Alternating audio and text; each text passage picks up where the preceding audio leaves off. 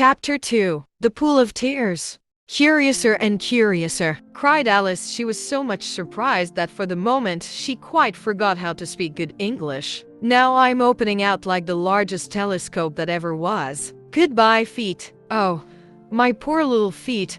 I wonder who will put on your shoes and stockings for you now, dears. I shall be a great deal too far off to trouble myself about you.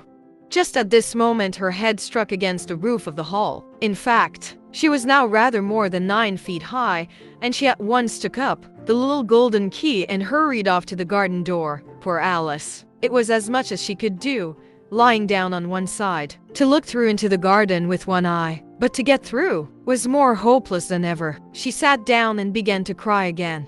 She went on shedding gallons of tears until there was a large pool all round her and reaching half down the hall. After a time, she heard a little pattering of feet in the distance and she hastily dried her eyes to see what was coming. It was the White Rabbit returning, splendidly dressed, with a pair of white kid gloves in one hand and a large fan in the other. He came trotting along in a great hurry, muttering to himself, "Oh, the Duchess, the Duchess. Oh, won't she be savage if I've kept her waiting?"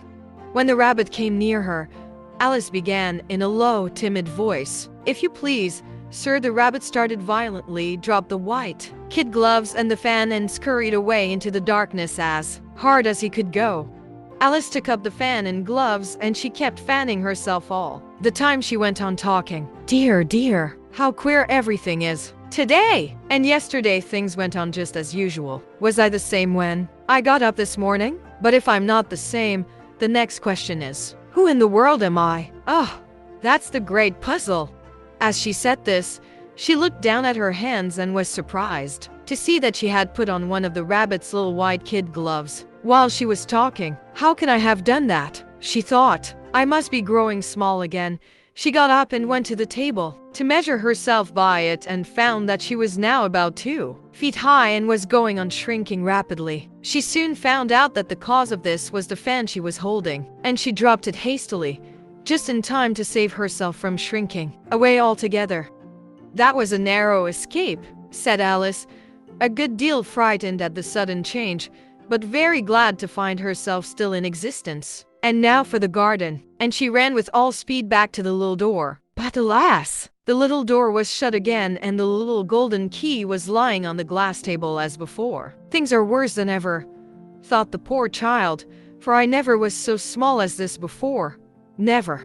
As she said these words, her foot slipped, and in another moment, splash! She was up to her chin in salt water. Her first idea was that she had somehow fallen into the sea. However, she soon made out that she was in the pool of tears which she had wept when she was 9 feet high. Just then, she heard something splashing about in the pool a little way off, and she swam nearer to see what it was. She soon made out that it was only a mouse that had slipped in like herself. "Would it be of any use now," thought Alice, "to speak to this mouse? Everything is so out of the way down here that I should think very likely it can talk. At any rate, there's no harm in trying." So she began, "Oh, mouse, do you know the way out of this pool? I am very tired of swimming about here, oh mouse." The mouse looked at her rather inquisitively and seemed to her to wink with one of its little eyes, but it said nothing. "Perhaps it doesn't understand English," thought Alice. "I dare say it's a French mouse, come over with William the Conqueror." So she began again, "Oh, est ma chat," which was the first sentence in her French lesson book. The mouse gave a sudden leap out of the water and seemed to quiver all over with fright. "Oh, I beg your pardon," cried Alice hastily, afraid that she had hurt the poor animal's feelings. "I quite forgot you didn't like cats." "Not like cats?" cried the mouse in a shrill, passionate voice. "Would you like cats if you were me?" "Well, perhaps not," said Alice in a soothing tone. "Don't be angry about it. And yet I wish I could show you our cat Dinah. I think you'd take a fancy to cats if you could only see her. She is such a dear, quiet thing." The mouse was bristling all over and she felt certain it must be really offended. "We won't talk about her anymore, if you'd rather not." "We indeed!" cried the mouse, who was trembling down to the end of its tail. "As if I would talk on such a subject. Our family always hated cats, nasty, low, vulgar things. Don't let me hear the name again." I won't indeed, said Alice, in a great hurry to change the subject of conversation. Are you fond of dogs? There is such a nice little dog near our house.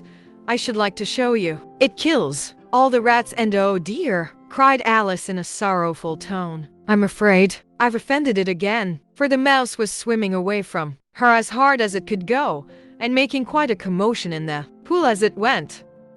So she called softly after it, Mouse dear, do come back again, and we won't talk about cats or dogs either, if you don't like them. When the mouse heard this, it turned round and swam slowly back to her. Its face was quite pale, and it said, in a low, trembling voice, let us get to the shore and then I'll tell you my history and you'll understand why it is I hate cats and dogs. It was high time to go, for the pool was getting quite crowded with the birds and animals that had fallen into it. There were a duck and a dodo, a lory and an eaglet, and several other curious creatures. Alice led the way and the whole party swam to the shore.